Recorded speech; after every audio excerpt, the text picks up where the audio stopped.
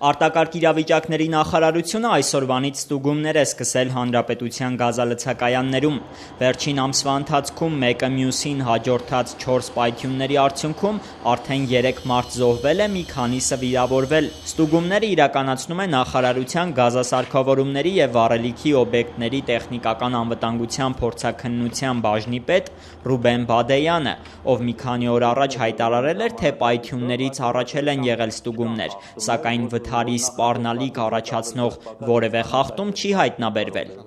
Գազի բալոնների տեղադրման մասնագետ Լևոն Թոփալյանի խոսքով հիմնական պատճառները երկուսն են։ Բալոնը նախատեսված է մինչև 200 բար ճնշման համար, մինչդեռ Հայաստանի գազալցակայաններում այս ցուցանիշը անգամ 270-ի է հասնում։ Արդյունքում խախտվում են օգտագործման կանոնները։ Մրցույթ ոնց որ հայտարարած լինի, ով շատ կլցնի, որպեսզի հաճախորդ ավելի շատ գրավեն,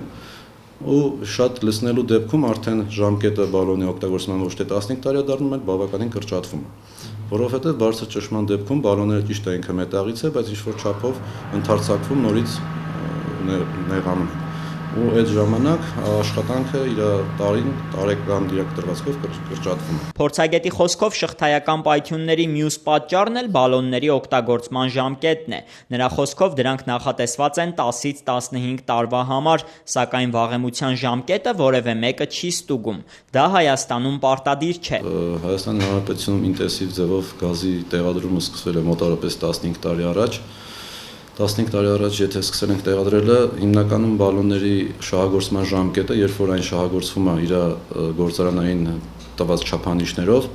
իրանց մաքսիմալ շահագործման ժամկետը 15 տարին է։ Պայթյունների հարցով քննչական կոմիտեն քրեական գործեր է հարուցել անվտանգության կանոնները խախտելու համար։ Տարածքային կառավարման և արտակարգ իրավիճակների նախարար Արմեն Երիցյանն օրեր առաջ հայտարարել էր, որ 4 գազալցակայաններից մեկը մոտ 1 ամիս առաջ 1 միլիոն դրամով տուգանվել էր, սակայն թերությունները դրանից հետո չէին վերացել։ Իրազեկ և պաշտպանված սպառող հասարակական կազմակերպության նախագահ Բաբկեն Պիպոյանի խոսքով հիմա էլ միայն ստուգումներ անցկացնելով և տուգանելով խնդիրը չի լուծվի։ Սեփականատերերը տուգանքը մուծում են և շարունակում են աշխատել նույն պայթյունավտանգ պայմաններում։